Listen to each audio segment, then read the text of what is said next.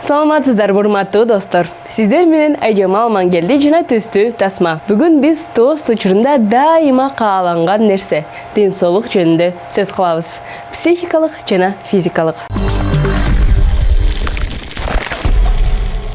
Аң сезимдүү керектүү бул 21 кылымдын адамдын ден соолугуна жана жаратылыштын ден соолугуна кам көргөн жаңы тенденция. Ал эмне жана эмне үчүн керектүү доору аяктап жатат кийинки видеодо.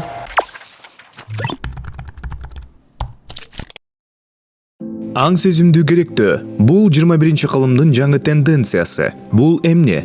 Керектөө доору аяктап жатабы? Биздин муктаждыктарыбыз чексиз болгону менен биздин ресурстар аз. Экономиканын эң маанилүү мыйзамдарынын бири керектөөгө болгон мамилени өзгөртүп, азык-түлүккө ач көздүк менен карабай турган мезгил келди. Аң сезимдүү керектөөнүн айрым негизги ойлоруна токтололу.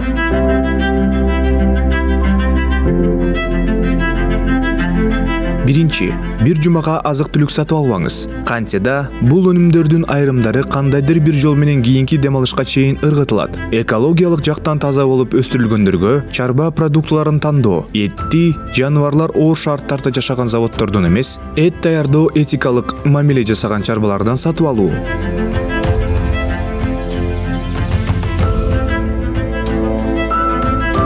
Экинчи, бир сезонго бут кийим сатып албаңыз. Кымбат, бирок жакшысына үнөмдөгөн жакшы. Базарлардагы бут кийимдер 1-2 айдан таштандыга айланат. Бул бир гана аң сезимдүү керектөө эмес, ден соолукка кам көрүү. Анткени кымбат бут кийим ыңгайлуу.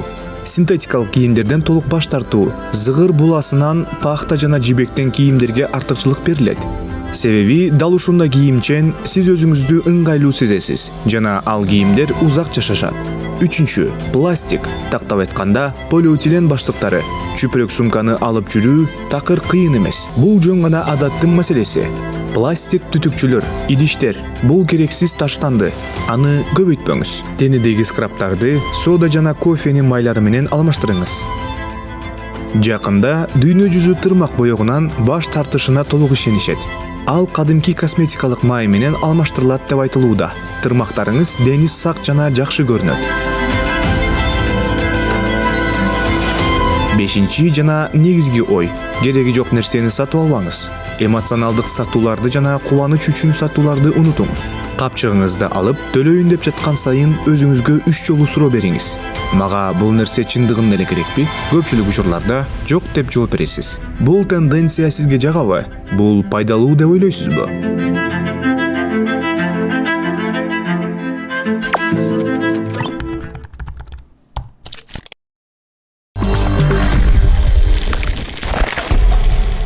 Денедеги вирустарды жеңүү үчүн күчтүү иммунитет керек экендигин баарыбыз билебиз. Ал эми иммундук система кандай иштейт? Ал бизди кандайча коргойт? Кийинки видеодо кененирээк.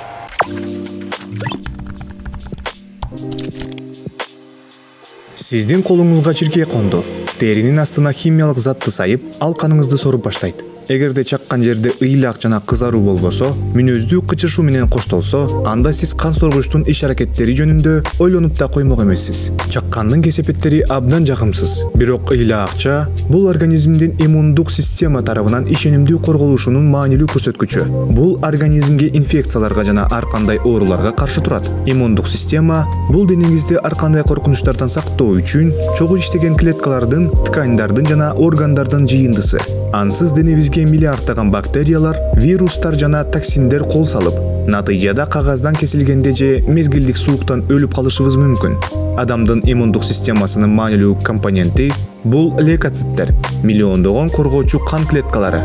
Лейкоциттер сөөк чучугунда пайда болуп, андан соң лимфа системасынын канына өтөт. Бул система денени токсиндерден жана ар кандай калдыктардан тазалоого катышкан көптөгөн сосудтардан турат. Биздин организм лейкоциттерге толгон. Микролитр кан 4000ден 11 миңге чейин лейкоциттерди камтыйт. Лейкоциттер денеде айланып жүргөндө өзүн коопсуздук кызматкерлери сыяктуу алып жүрөт. Адамдын канын, тканьдарын жана органдарын патогендик агенттердин болушуна талыкпай текшеришет. Алар үчүн иш-аракет кылуунун белгисиз антигендер, козгогучтардын жана башка чоочун заттардын бетиндеги молекулярдык издер. Денеде патогендүү микробтордун бар экендигин аныктачуу антигендердин болушу.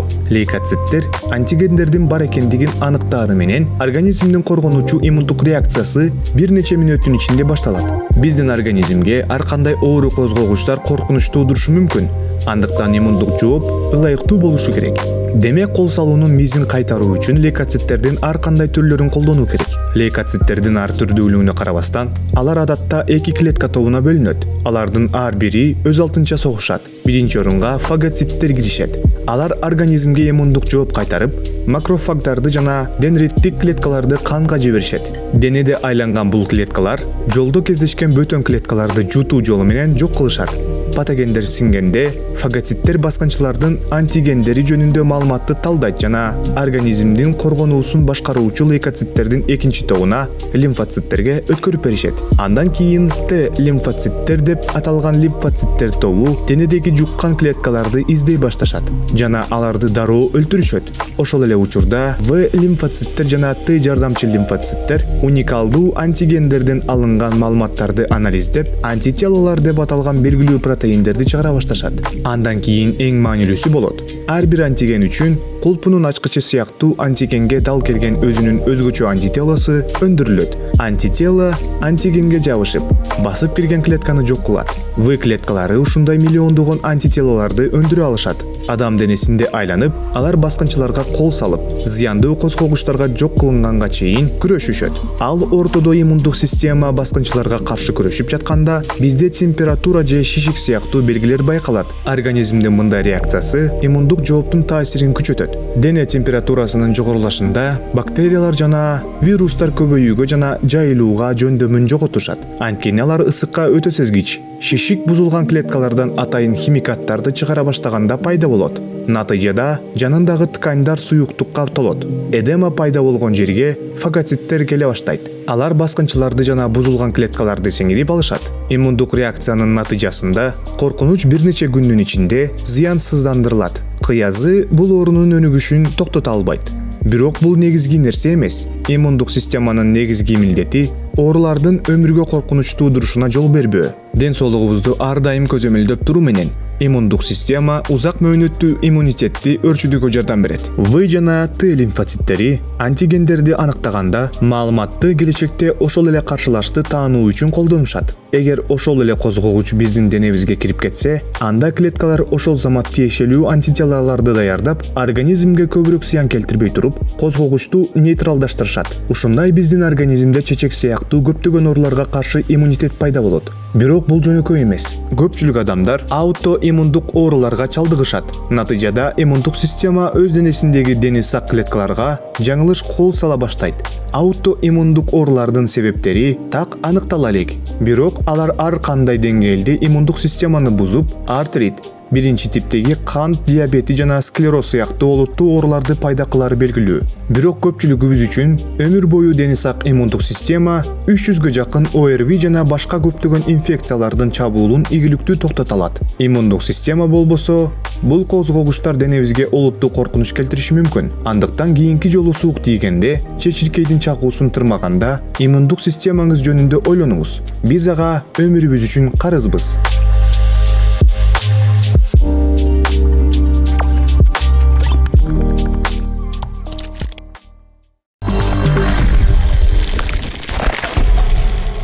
Ден соолукту чындоо үчүн суу ичип, көп кыймылдап, туура тамактануу керек. Ал эми психикалык ден соолугуңузду кантип көзөмөлдөсө болот? Кийинки видеодо психикалык ден соолукту сактоо боюнча 10 эреже.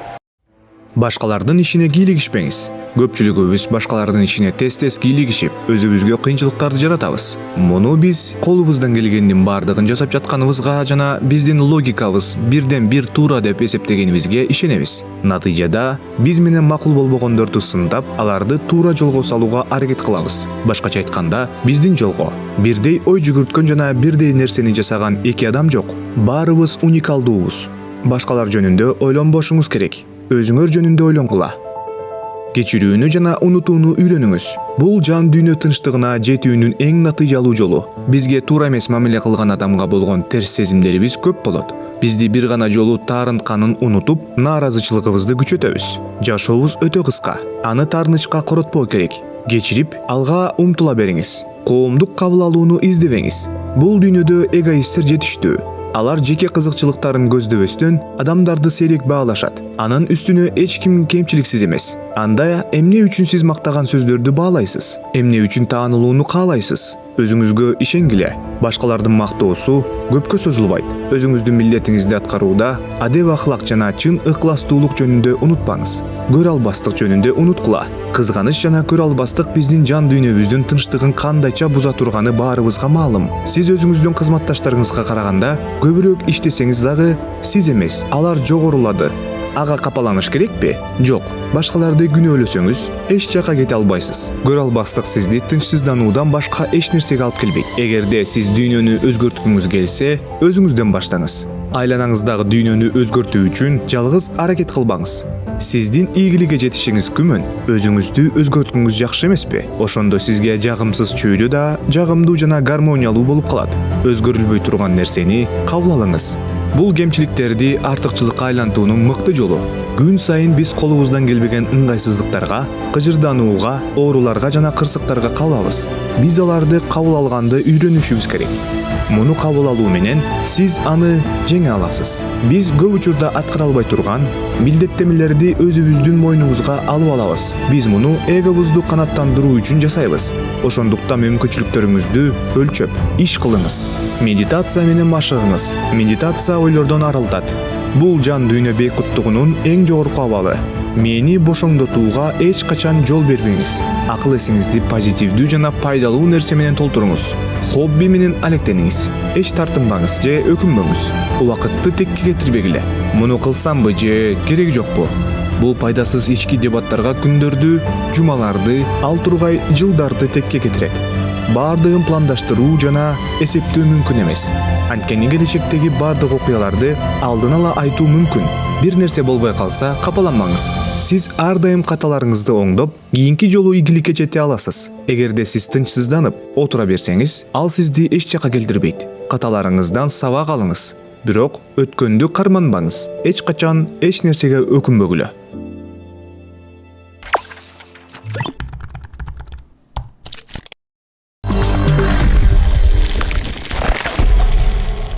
Медитация бул жерде жана азыр болуунун эң натыйжалуу жолдорунун бири. Эс алып, ыраазычылык билдирип, жаңы күч менен алга жылганга жардам берет. Токтогула, ыңгайлуу абалга келип, көзүңүздү жумгула.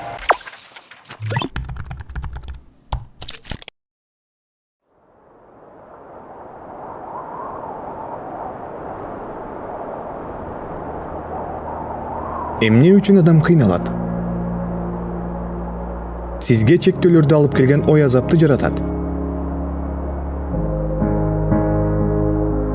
Азап бул бактылуу болуу үчүн бир нерсе керек деген ой. Акча, жакшы көргөн адам же бир нерсеге жетишүү. Бул ой бакыт менен сенин ортоңдо тоскоолдук жаратат. Башыңыздагы бактылуу болом, эгер деген ойлор формалар тоскоолдуктарды жаратат. Бакытка жетишүү үчүн эмне керек экендиги жөнүндө ой пайда болот. Акыры бактылуу болгондун ордуна бакыт жөнүндө ойлоносуз. Бул жерде азап келет. Адам бир гана физикалык дене эмес, өзүңүздүн аң сезимиңиз менен формалардын чегине чыкканда, сиз жөн гана физикалык дене эмес экениңизди түшүнүп, эркиндикке жетесиз. Сиз дене гана эмес экениңизди түшүнгөндө, сиз өзүңүздү өзүңүз сезүү экендигиңизди түшүнгөндө, ал сизди жеңил кылат. Сиз бул атыңыз эмес, жынысыңыз эмес, сиздин курагыңыз эмес. Сиз жашоону дене аркылуу кабылдаган аң сезимсиз. Эң негизгиси, ойлоруңуздан каалаганыңызды тандай аласыз. Сиздин тандаганга укугуңуз бар. Бүгүн сиз гана тандайсыз. Кайда болбосоңуз да, макул же жок деп айта аласыз.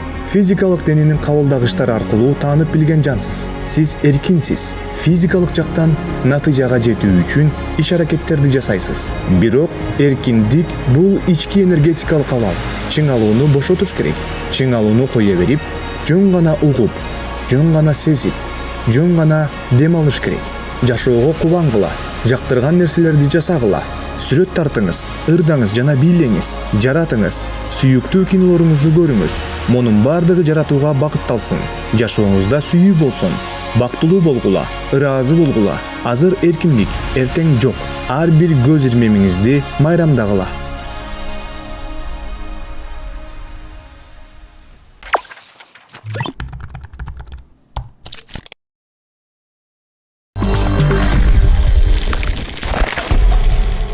Ал эми чыгарылышыбыздын аягында сизди жаркын энергия менен кубаттай турган позитивдүү ырды назарыңыздарга сунуштайбыз.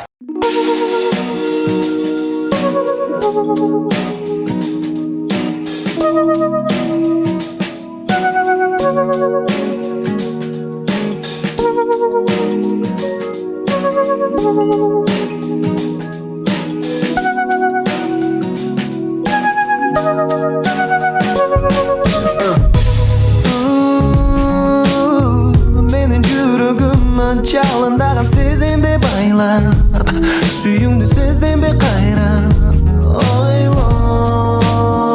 Oylarım seni erişip taştap Meni oysuz gitti kayda İstenip gittim ayran Kayılan kızayım olup altında Estep kaldım ısımında altında Eken İsten gelme Biz aldıda көп bu vakit Makabatım öçme cana dolanıp gider Sağa cidden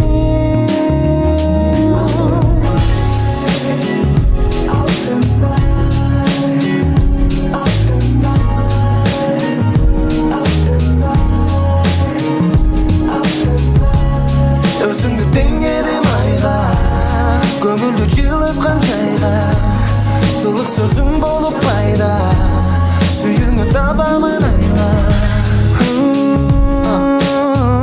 Hemen günlerimdün barın sağa arnağım geldi Çarığım ardağım dedim seni Kolumdan karma balıslarga atlanıp men baksam deyim Tübörükü kalsam deyim Kayalan kızayım olup altında Kaldım ısımında altına eken Esten gitmek Yoluna biz aldıda көп bu vakit Makabatım öçme cana dolanıp gider Sağa cidden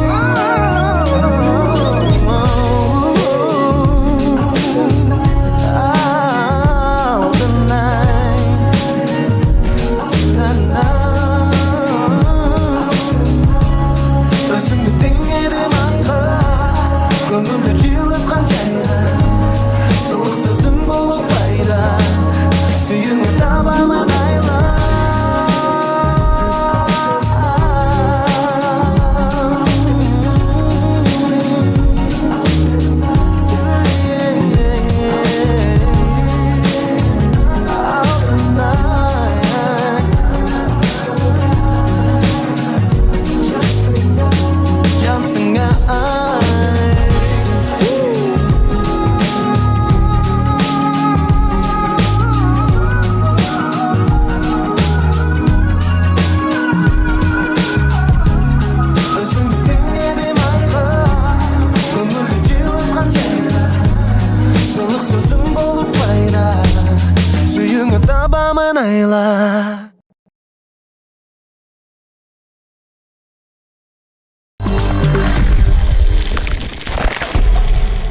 Биздин денсаулыкка арналган чыгарылышыбыз аяктады. Сиздерге, урматтуу достор, физикалык жана психикалык денсаулык каалайбыз. Ал эми биз ар дайым сиз үчүн пайдалуу болууга аракет кылабыз.